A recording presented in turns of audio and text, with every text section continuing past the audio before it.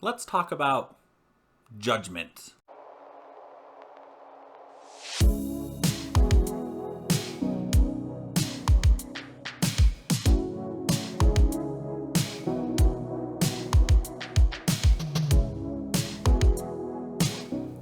We are really good at judging people.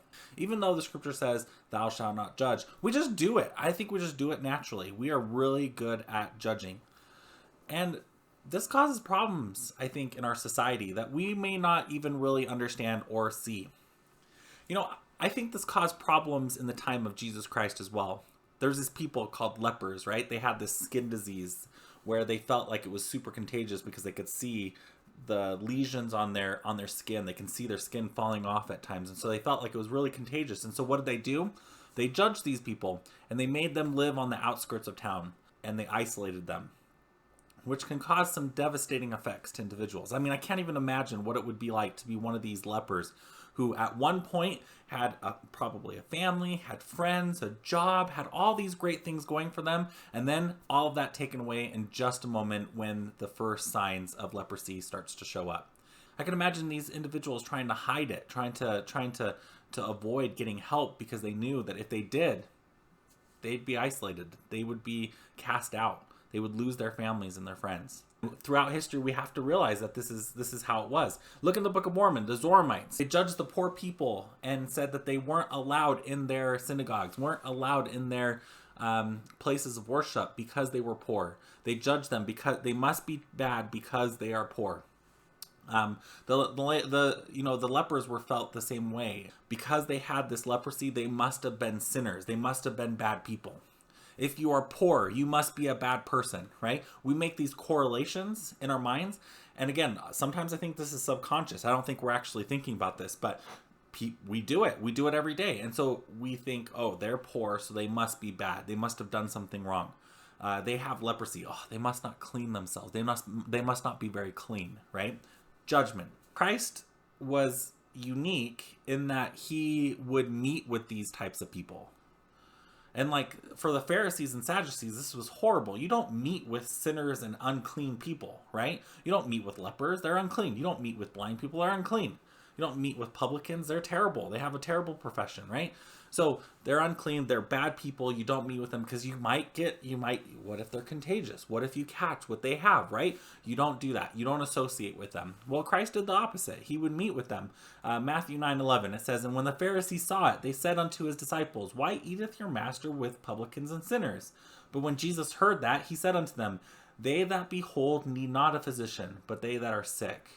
I think that we sometimes act as Sadducees and Pharisees, where we neglect and we isolate people who are in need of help. And our religion is all about giving people help, but we don't do a very good job of that. I'm going to kind of demonstrate that here.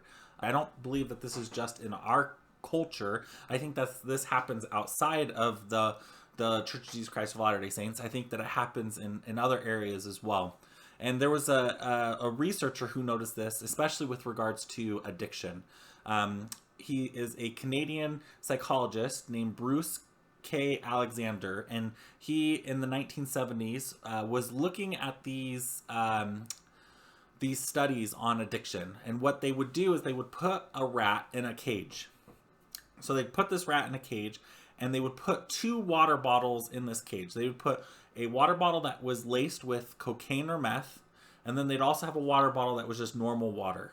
And they would see what the rat would do. And in almost every case, the rat would decide to use the cocaine and meth water and would become so addicted that they would eventually die because they would overdose. And so this was the idea of what addiction was, that if there is an addictive substance in our community, if it is in our system, we will use it and we will become addicted. And that's what the thought was. But see, Alexander realized, but there's lots of people who have used substances. It's in the system, and yet they don't become addicted, or they choose never to become addicted to it. And so this idea of that we've had of addiction for years, he felt like might not be correct. So he decided to come up with a study to help kind of understand, okay, what's going on here. So He did the same study with a rat in a cage, but then he also created this other cage, and he calls this Rat Park. Now, this cage is an amazing place. This is where every rat hopes to go, into this rat park. They created like little trees and flowers and grass, and they painted it on the side so it looked nice. They filled the cage with sawdust, which rats love. They put everything a rat would like in this cage: food, cans, places to live, wheels that they could run around in, everything a rat would love. And not only that, but they put other rats into this cage as well so that they could have friends, they could fight if they wanted to, and they could have sex. What more could a rat want, right? Rat paradise. I think I want to go to rat paradise. They also put 2 water bottles into this rat cage. They put the meth and cocaine laced water bottle, and they also put the regular water bottle in there, and they observed to see what happens. Now the rats who were still in the solo cage, the same thing happened. They would go towards this meth and cocaine laced water. But what was interesting is that in Rat Park, rats rarely used that water. Rarely. And the majority of the time, they would use the regular water. He decided to even go a step further with it. He took some of these rats in Rat Park, and he deliberately caused them to become addicted to the meth and cocaine water. And he made sure that they knew that that's where that they could get their fix, was from this water, right? So he deliberately made them addicted to it. And then what he did is he put them back into the rat park. These rats that were addicted started to go through withdrawals for the cocaine and meth. They knew where to find it. They knew it was in this water bottle, and yet they still didn't drink from it. And they would go through the withdrawals. They would be shaking, and they would basically detox themselves. And then once they were detoxed, they would just go about their normal time in the rat park. I mean, they were going through pain and suffering in these detoxing moments, and yet they still preferred that because they wanted to be able to participate with the other rats and do all the other things the other rats were doing. And so they got better, and then they were okay.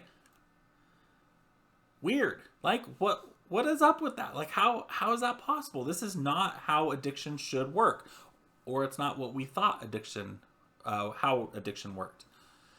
So now we have to kind of redefine and kind of look at, like, okay, well, what is going on here? Why is this important?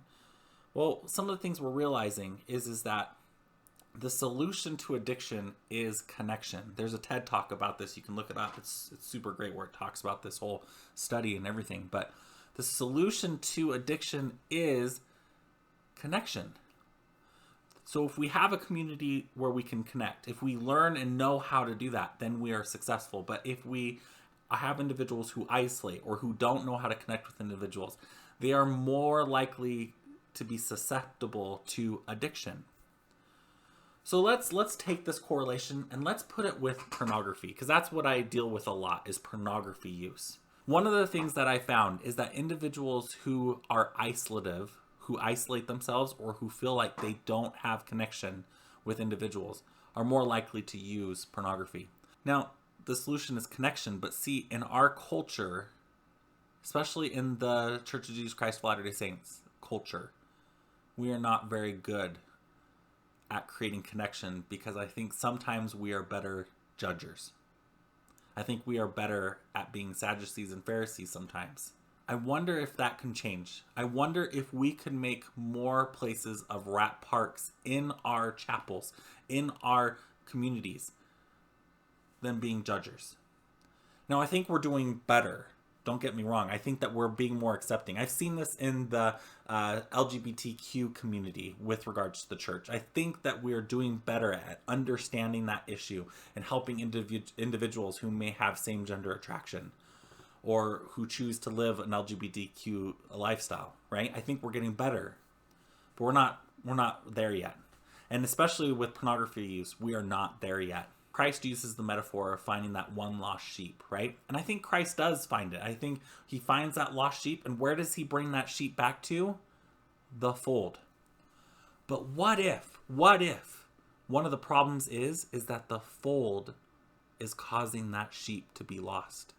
What if the fold is isolating that sheep and kicking them out so that they can't be a part of it? It's a scary thought. Scary thought that I think happens sometimes. I'll tell you a story. I had a client who was struggling with pornography. He's doing better. He still struggled, but he was working hard. And during this time, he found a girl that he liked and was starting to date her, and it was progressing. And he wanted to do the right thing, so he decided that he was going to tell her about his pornography issues. And so what he did is he sat her down and told her and about his issues and told her that he was working on it, he was improving, things were getting better. And she was like, "Oh, thank you for telling me. That's so great. I really appreciate that." So he thought things were great, things were good. But the problem was the next day he got a phone call from her, and she said, "I have to break up with you because my mom says that I'm not allowed to date somebody who has a pornography issue." My gosh, this caused this good guy to just go into huge depression. He just sunk right into it. And depression causes isolation. He felt isolated. He felt like he was a monster. He felt like people hated him because of this. He felt that he was never going to be able to find somebody he loved or somebody who would care about him or that he could care for. He felt like he was never going to have a relationship. So he went into isolation. And where in isolation pornography lives.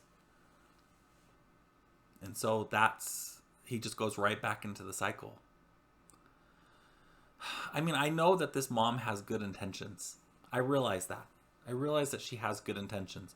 I realize that it's important to be cautious and to have boundaries, especially with people who have addictions or who struggle. But I don't think that isolating them from us is the answer. I think we need to be more inclusive. We need to bring them in to the fold and not push them out. We can have those boundaries within it and still help people. And this is going to be a shift, I think, in our ways of thinking. This is going to be something that we're going to have to learn how to do because we are good judgers. In our culture, we are good judgers. And even out in the world, even though the world says that they are, not judgers, they are too.